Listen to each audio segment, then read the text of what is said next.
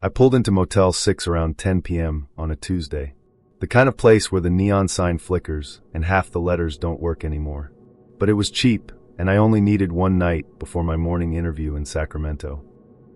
The clerk barely looked up when I paid cash for room 84. Second floor, end of the hall. He slid the key across the counter without a word. The room smelled like cigarettes and industrial cleaner. I dropped my bag on the bed and noticed the walls right away. Thin. Really thin. I could hear the TV next door, some late-night talk show with canned laughter bleeding through the plaster. I was brushing my teeth when I heard it the first time. A soft whimpering sound, like someone trying to cry without making noise.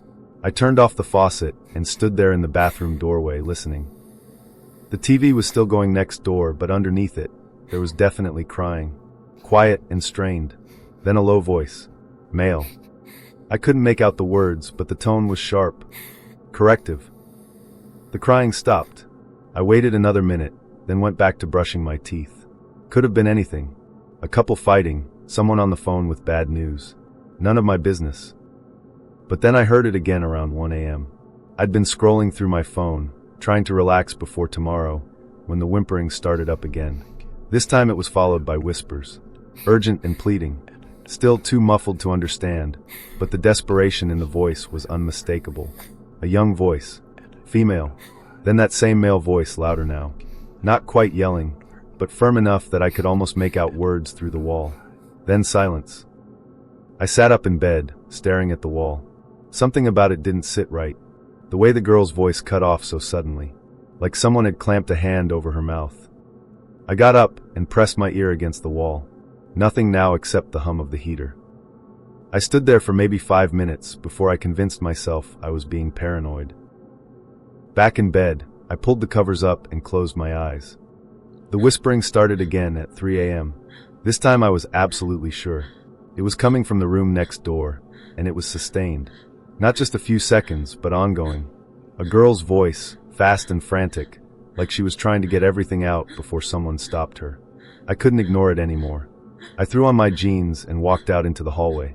The motel was dead quiet except for the distant hum of the ice machine. I stood in front of room 85 and raised my fist to knock. Before my knuckles hit the door, everything inside went silent. I knocked anyway. There was no answer, no sound. Nothing. I knocked again, harder this time. After a long pause, I heard footsteps. Heavy ones. The door opened just a crack, security chain still on, and a man peered out at me. Mid-40s maybe. Unshaven. His eyes were bloodshot and irritated. Yeah? Sorry to bother you, I said. I'm next door, and I keep hearing. I just wanted to make sure everything's okay. His expression didn't change. Everything's fine. My sister's just upset. Family stuff. We're handling it. I tried to see past him into the room, but the gap was too narrow. Is she all right? I heard. She's fine. Go back to your room. He shut the door. I heard the deadbolt slide into place. I stood there in the hallway feeling like an idiot. Maybe I'd overreacted. Maybe it really was just family drama. I mean, people cry in motels all the time. But when I got back to my room and lay down, the whispering started again within minutes. At 4 a.m., I called the front desk. The same clerk answered, sounding half asleep. Yeah. Hi, I'm in room 84. There's some kind of disturbance next door. Can you send someone up to check on them? He sighed like I'd just asked him to run a marathon. What kind of disturbance? Crying. Arguments. I think someone might need help. You think or you know? I hesitated. I think. Look, if there's no violence, no property damage, we don't get involved. People have problems. That's not our concern. Can you at least tell me who's in that room? No. Privacy policy. Go to sleep. He hung up. I sat on the edge of my bed, phone still in my hand, trying to decide what to do.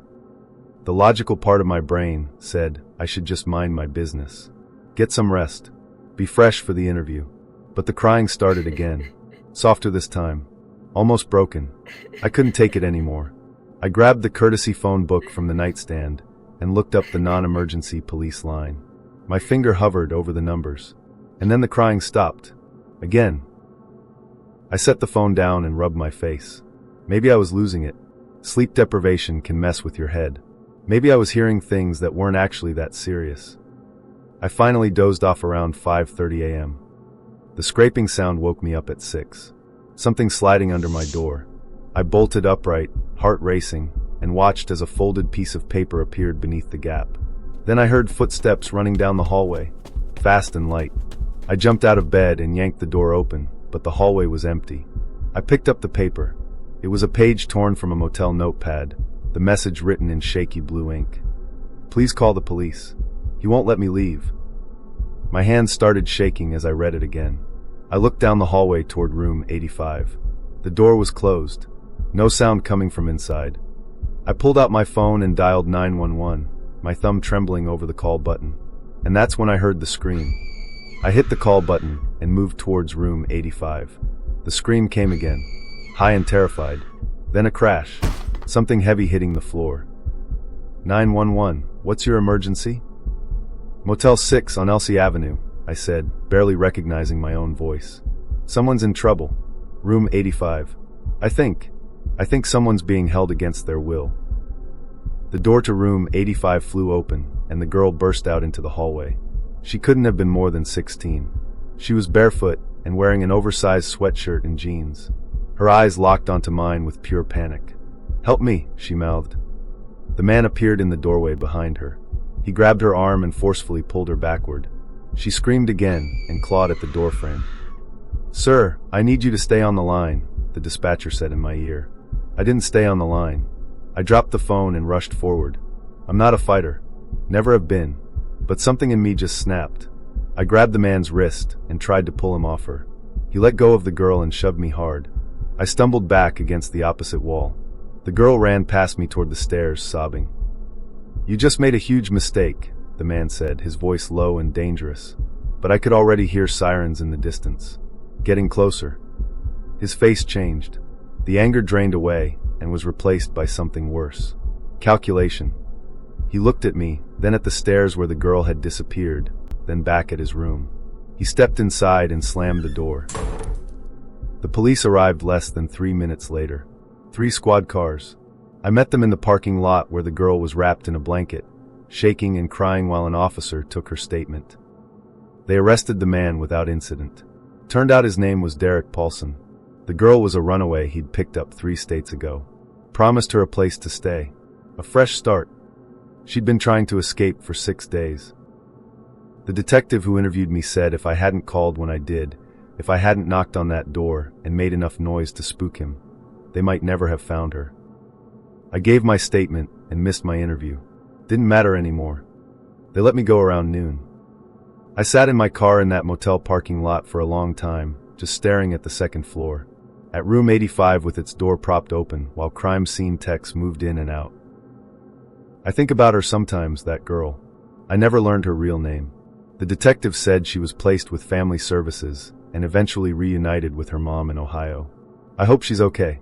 I hope she got the help she needed. But what really stays with me isn't the fear or the adrenaline, or even the satisfaction of knowing I did the right thing. It's knowing how close I came to ignoring it, to convincing myself it wasn't my problem, to just rolling over and going back to sleep. Because if I'd been just a little more tired, a little less curious, a little more willing to mind my own business, that note would have been the last thing she ever tried.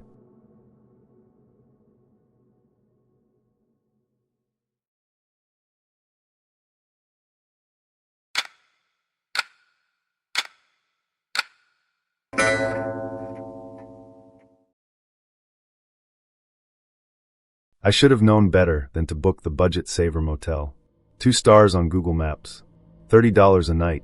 But my car had started making a grinding noise somewhere outside Hayden, and I needed to stop before something expensive happened. The woman at the front desk had gray hair pulled back in a tight bun and bifocals on a beaded chain. She barely acknowledged me as she slid the registration card across the counter. Room 28. First floor. End of the building. She told me the office closed at 10.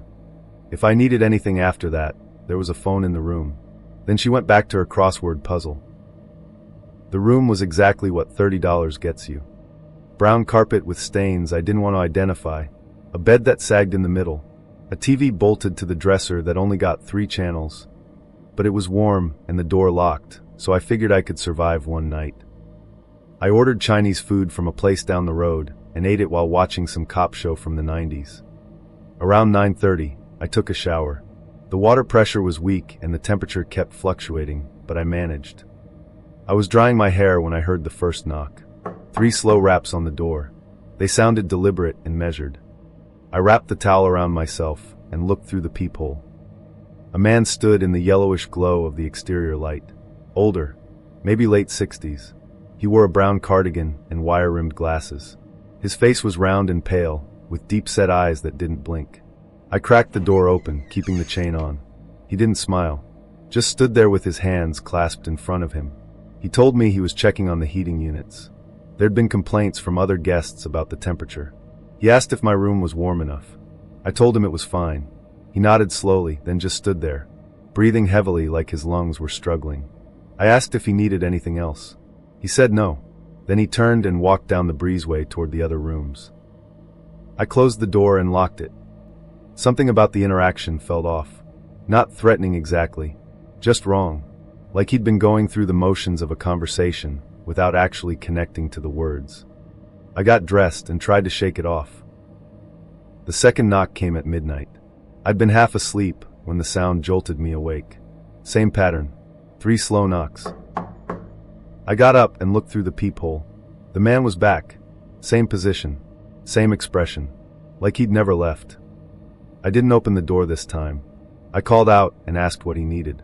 He said he was checking on the heating again, making sure everything was working properly. I told him through the door that I was fine, that I didn't need anything. He stood there for another 30 seconds. I watched him through the peephole, and he didn't move, didn't shift his weight, didn't blink. Finally, he turned and walked away. I went back to bed, but my brain wouldn't shut off. Why would someone check the heating twice in 3 hours? And why did he move like that? So stiff and mechanical. The third knock came at 1 a.m. I didn't get up this time. I just lay there, staring at the door, listening to him knock. 3 times. Pause. Then his voice, muffled but clear, checking on the heating. I didn't answer. Didn't move. He knocked again. 3 more times. I could hear his breathing through the door, that thick, labored sound. He was standing right there, inches away, with only a thin piece of wood between us. I counted the seconds. 1 minute. 2. 3. I finally stood up to check through the peephole, and he was gone. At 2 a.m., he came back. At 3 a.m., he came back. At 4 a.m., he came back. Same routine. Same words. Same heavy breathing. By the 5th visit, I was sitting upright in bed with the lights on, phone in my hand, ready to call 911 if he tried the handle. But he never did. He just knocked and announced himself and breathed and left. The sky started to lighten around 6 a.m. I hadn't closed my eyes since the second knock. I packed my bag and sat on the edge of the bed, watching the clock, waiting for the office to open at 7. When the clock hit 7:15, I grabbed my bag and walked to the front office. The same woman from yesterday was back at the desk. Different cardigan, same bifocals. She looked up when I came in. I told her about the man, about the heating checks, about how he'd come to my door every hour throughout the night. Her face changed. The color drained from her cheeks, and her hand moved to her throat. She asked me to describe him. I did. Brown cardigan, wire glasses, round face, heavy breathing. She stood up from her chair and walked around the desk. Her hands were shaking. She told me they didn't have night staff. The office closed at 10 and didn't reopen until 7. No one should have been checking on anything. I felt something cold settle into my bones. She asked what room I was in. I told her. Room 28. She went even paler. She told me that room had been closed for renovations, that it wasn't supposed to be rented out. She grabbed the registration book and flipped it open, running her finger down the entries. My name wasn't there. She pulled up the reservation system on the computer. Searched my name. Nothing. I showed her the key. Room 28. Right there on the plastic tag. She took it from me and turned it over in her hands like it was something from a museum. Then she told me something that made my legs weak. The Budget Saver Motel had burned down 18 years ago. The fire spread through the whole building in under 20 minutes, and some rooms were severely affected, room 28 inclusive. She said locals rumored that the night manager died among other injured motel residents. They found him in the hallway outside room 28. He'd been checking on guests, trying to get them out, but died from smoke inhalation. Although when I researched it later, only a pet's death was officially reported. She told me they rebuilt the motel 2 years later. Same footprint, same layout, but they'd never hired night staff again. I asked her how I'd checked in if the place was closed for renovations. She didn't have an answer. She just stared at me with wide, terrified eyes. That's when I remembered something. Something I'd noticed, but hadn't really registered in the moment. When the man walked away from my door each time, I never heard his footsteps. The manager led me to the back office without saying a word. Her hands were still shaking as she pulled up the security camera footage on an old desktop computer. She scrolled backward through the recordings. 6 a.m., 5 a.m., 4 a.m. There, 3:15 in the morning. Hallway camera. Grainy black and white footage. The man appeared at the far end of the corridor, moving toward my room with that same stiff, purposeful gait I'd seen through the peephole. The manager leaned closer to the screen. Then she put her hand over her mouth. His feet weren't touching the ground. Not quite. Maybe an inch of space between his shoes and the carpet. Like he was gliding. Drifting. We watched him stop at room 28, my room. Watched him knock. Watched him stand there, motionless, for exactly 3 minutes before moving on to the next room. The manager backed away from the computer. She told me there were no other new guests since last night. I asked her about the key, about how I got into the room. She didn't know. She said the locks had been changed after the rebuild, that key shouldn't have worked on anything. I left the motel 20 minutes later, got in my car and drove straight through to my house without stopping. The grinding noise had disappeared. The car ran perfectly. I've never been back to that area, never driven past that stretch of the I-90 highway. But sometimes, late at night when I'm staying somewhere unfamiliar, I wonder if the man I saw in the motel was really the night manager from the fire incident, or it was just a random man trying to do something funny. Either way, I never open the door anymore when someone knocks after 10 p.m. because I've lived long enough to know some people don't stop working just because they've died.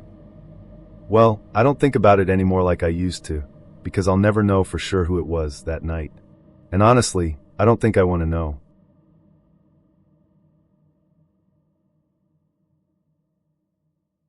If these stories are creeping under your skin, subscribe now. The next nightmare is already waiting for you.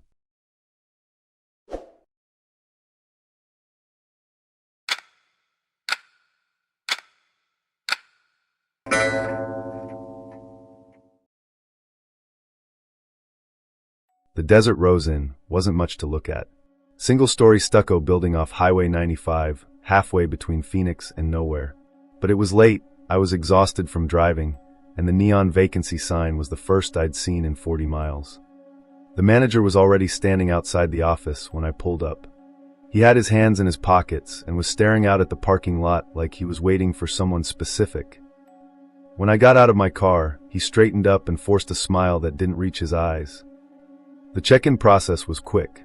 He barely glanced at my license before sliding a key across the counter. Room 14. He told me the ice machine was by the office and continental breakfast started at 7. Standard stuff. But then, as I was turning to leave, he said something that seemed odd at the time. He asked if I was a light sleeper. I told him not particularly. Asked if the walls were thin. He just shrugged and said some guests were more sensitive to noise than others. Then he went back to whatever he'd been doing on his computer. Room 14 was exactly what I expected. 2 double beds with floral bedspreads, a window unit AC that rattled when it kicked on, a painting of a desert sunset bolted to the wall. I dropped my bag, took a quick shower, and was asleep by 11. I woke up once around 3 a.m. because the AC cycled off and the sudden silence pulled me out of a dream. I lay there for a minute, listening to absolutely nothing, then drifted back under. The next morning, I grabbed coffee and a muffin from the breakfast area. The manager was there, refilling the orange juice dispenser. When he saw me, he set the pitcher down and walked over. He asked how I slept. I said fine. Then he asked if I heard anything during the night. I told him no, just the AC. He nodded slowly, like he was processing that information. Then he asked which room I was in again, even though he'd just checked me in 12 hours earlier. Room 14, I reminded him. He got this look on his face. Relief mixed with something else. Something harder to pin down. He told me that was good. That 14 was one of the quieter rooms. The whole interaction felt off, but I figured maybe he was just awkward. Some people are like that. I spent the day hiking around the area, then came back to the motel around 6 p.m. The manager was outside again, this time hosing down the walkway in front of the rooms. When I parked, he turned off the water and walked over. Before I could even say hello, he asked the same question. Did I hear anything last night? I told him no. Same answer as this morning. He asked if I was sure, if maybe I'd heard voices, or movement from another room. I said I was a heavy sleeper, that I didn't hear anything unusual. He seemed satisfied with that, but he kept standing there, hose in hand, like he wanted to say something else. Finally, he just nodded and went back to what he was doing. That night, I paid more attention. I lay in bed with the TV off, listening. The couple in room 15 next door had their television going pretty loud. Some action movie with explosions and shouting. Around midnight, it finally went quiet. After that, nothing. Just the hum of my AC and the occasional car passing on the highway. When I went to check out the next morning, the manager was at the front desk. He processed my checkout without speaking, printed my receipt, then paused before handing it to me. He asked one more time if I'd heard anything during my stay. I almost laughed. Told him I'd already answered that question twice, that everything was fine. But instead of looking relieved like before, his expression darkened. He leaned forward slightly and lowered his voice. He told me room 13 had been occupied the first night I was there. Said the guest checked out early. Real early. Around 4 in the morning. I asked why that mattered. He didn't answer directly. Just said sometimes guests leave without settling their bills. Sometimes they cause problems. Sometimes things happen that are better left alone. I had no idea what he was talking about. I just wanted to get on the road. But then he said something that changed everything. He told me if anyone ever contacted me about that night, about my stay at the Desert Rose Inn, that I should tell them I didn't hear anything, that I slept straight through. I asked him what kind of contact he meant. He wouldn't elaborate, just repeated it. If anyone asks, you didn't hear anything. I took my receipt and left. Got in my car and drove away feeling like I'd just been pulled into something I didn't understand. 6 days ago, I got a call from an unknown number. Area code 928. Same as the motel. A woman's voice. Professional. Clipped. She identified herself as Detective Sarah Vance with the Mojave County Sheriff's Office. She said she was calling regarding an incident at the Desert Rose Inn on the night of November 17th. Said I'd been a registered guest. She asked if I'd be willing to answer a few questions. I said sure. She asked if I heard or saw anything unusual during my stay. Any disturbances. Any sounds from neighboring rooms. And I just froze. Because the manager's words came flooding back. If anyone contacts you, you didn't hear anything. I told the detective I didn't hear anything. That I slept fine. There was a long pause on the other end of the line. Then she asked if I was certain. Because other guests had reported sounds. Loud sounds. Coming from room 13. I said I was in room 14. That the walls must have been thicker on my side. Another pause. She thanked me for my time. Said if I remembered anything else, I should call the number she was texting me. Then she hung up. The text came through 30 seconds later. Her name, badge number, and a phone number. Below that, another message. A news link. I clicked it. The headline made my hands go numb. Body found at Desert Rose Inn. Homicide investigation underway. The article was dated 4 days ago. It said housekeeping had discovered human remains in room 13 during a routine cleaning. The body had been concealed in the crawl space beneath the floor. Preliminary estimates suggested the person had been dead for at least a week. Police were asking anyone who stayed at the motel between November 15th and November 20th to come forward with information. I scrolled down to the photo they'd included. A picture of the motel. The manager standing outside the office, talking to police. His hands were in his pockets.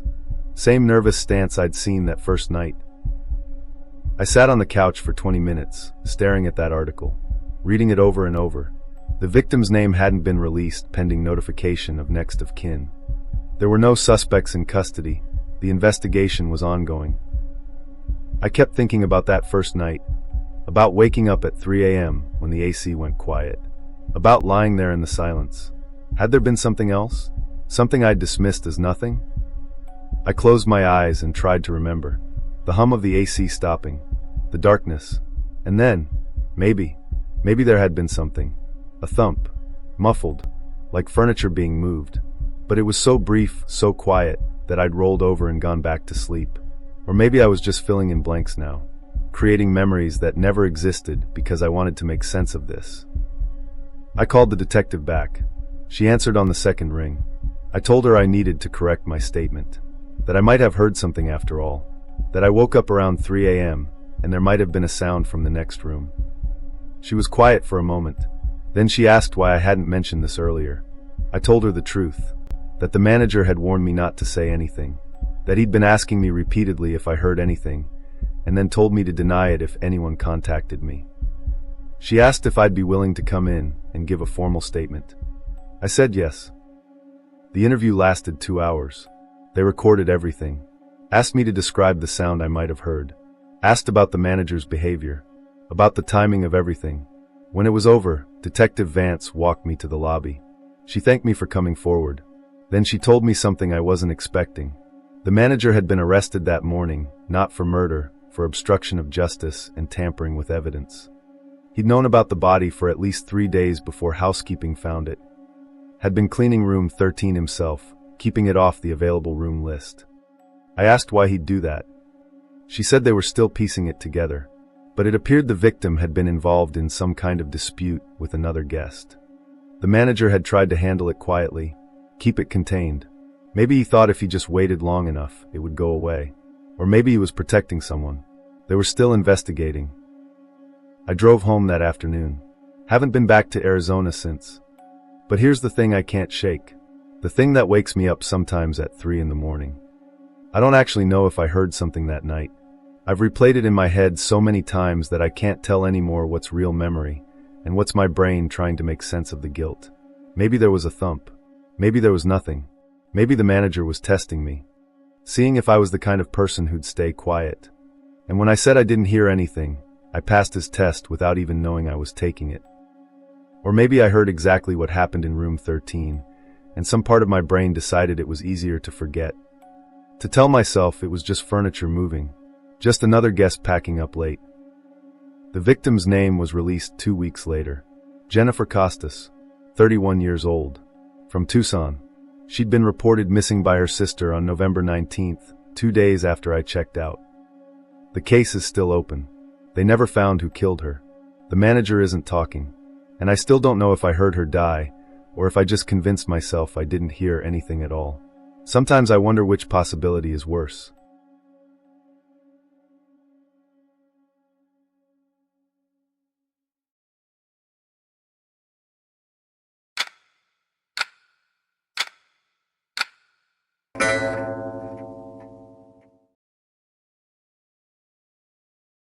The Sunset Terrace Motel had seen better days.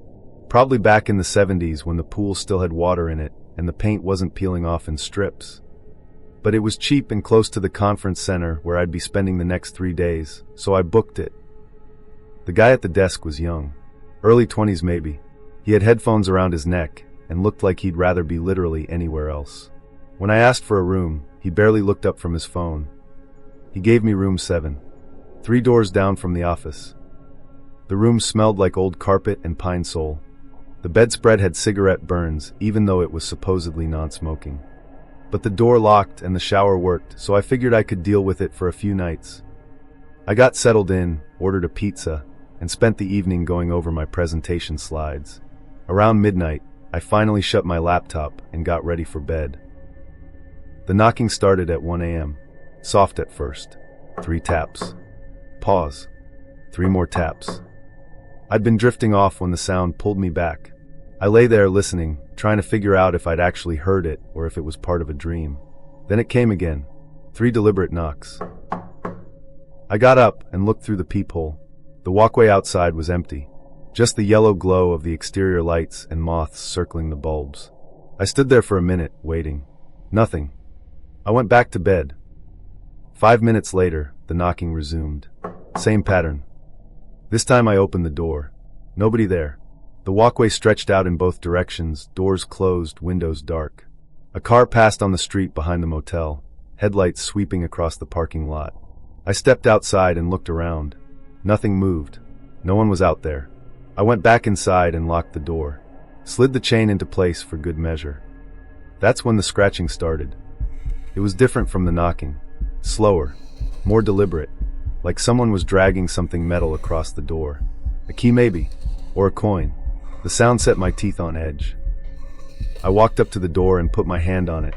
I could feel the vibration of whatever was making that sound on the other side. I called out and asked who was there. The scratching stopped. I waited. 10 seconds. 20. 30. Then it started again. Lower this time. Like whoever was doing it had crouched down. The sound came from near the bottom of the door. I grabbed my phone and pulled up the motel's number. The kid at the desk answered on the fourth ring. He sounded half asleep.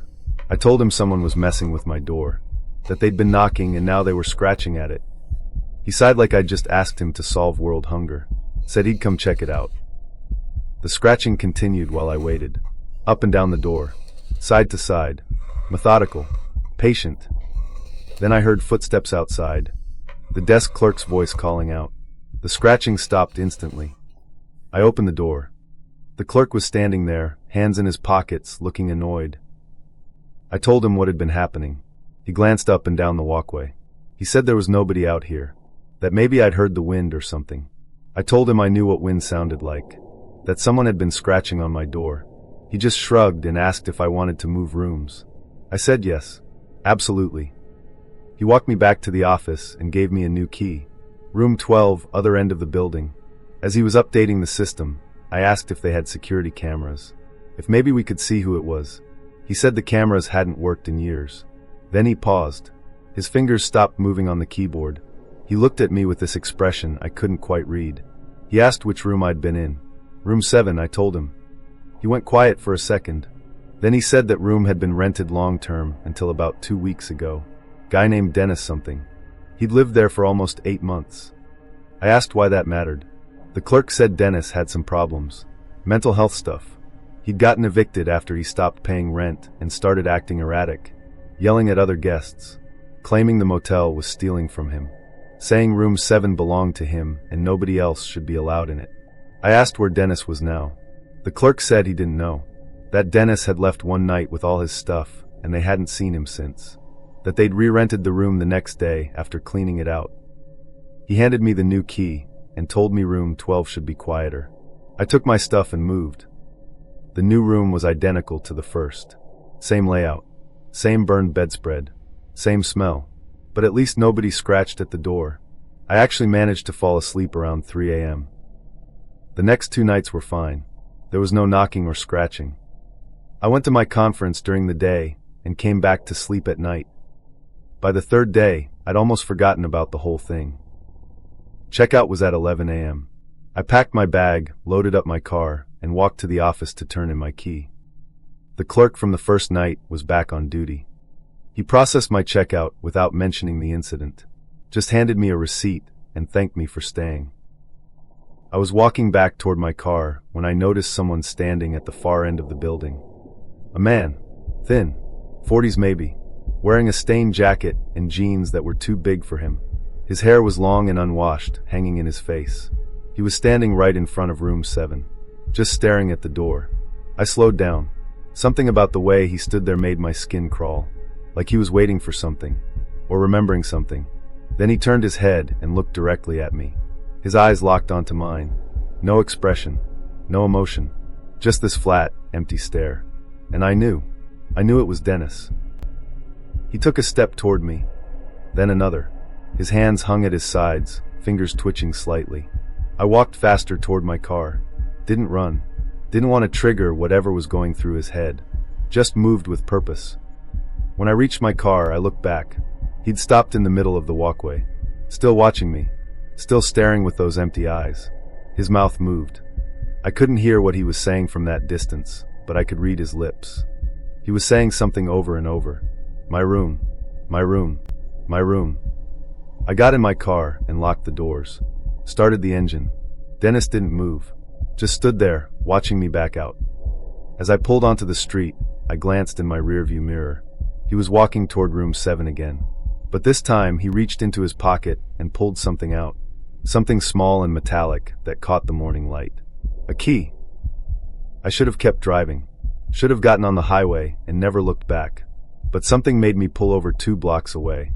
I sat there with the engine running, hands gripping the steering wheel, trying to decide if I should call someone. Who though? The police? And tell them what? That a guy was standing outside a motel room with a key? That wasn't illegal. For all they knew, he had every right to be there. I pulled out my phone anyway, found the number for the Sunset Terrace, and called. The clerk answered. I told him Dennis was back, that he was standing outside room 7 with a key. There was a long pause. Then he asked if I was sure it was him. I said yes, that he'd been staring at me, that he'd walked toward the room like he was planning to go inside. The clerk said he'd handle it, then he hung up. I sat there for another 5 minutes. Then I drove back. When I pulled into the parking lot, there were 2 police cars in front of the office. The clerk was outside talking to the officers. Dennis was sitting on the curb in handcuffs, head down, shoulders hunched. I parked and walked over. One of the officers intercepted me. He asked if I was the guest who'd called about the disturbance. I said yes. He told me Dennis had tried to enter room 7 with an old key that didn't work anymore. When the clerk confronted him, he'd gotten agitated. Started yelling about how they'd stolen his things. How the room was his, and they had no right to keep him out. The officer said they were taking him in for trespassing and psychiatric evaluation. I asked if he'd done this before. The officer said this was the 3rd time in 2 weeks. That Dennis kept coming back, kept insisting the room belonged to him. I glanced over at Dennis. He was rocking back and forth slightly, muttering something I couldn't make out. The officer told me I was free to go, that they had everything under control. I got in my car and left. For real this time. But here's what I can't stop thinking about. When I looked at Dennis sitting on that curb, he wasn't angry. He wasn't violent. He just looked lost. Like a kid who'd been separated from his parents and couldn't find his way home. And maybe that's all it was. A man with a broken mind, clinging to the only stability he'd known for 8 months. A 12 by 12 room with burned bedspreads and peeling paint. But I keep remembering those scratches on the door. The methodical pattern. The patience. The police took him away that morning. The clerk told me later they'd placed him in a facility for evaluation. I don't know what happened after that. If he got help. If he ever stopped thinking about room 7. 3 months later, I got a notification on my phone. A credit card charge I didn't recognize from Sunset Terrace Motel. One night, $83. I called my bank immediately. Told them it was fraud. That I hadn't been back there since April. The representative put me on hold. When she came back, she said the charge had been reversed. That the motel had confirmed it was a system error. A glitch that rebuilt previous guests. But then she said something that made my blood go cold. The charge was for room 7. I never told anyone about that. Never mentioned it to the motel. Never filed a formal complaint. Because part of me wonders if it wasn't a glitch at all. If maybe Dennis finally got back inside.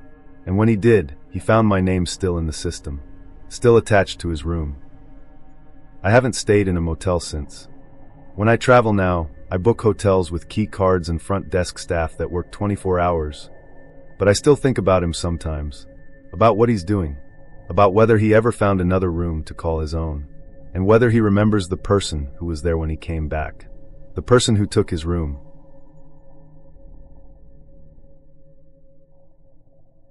If you made it this far, you're already part of the Grave Hour. Tap subscribe and hit the bell so you never miss when the next nightmare drops.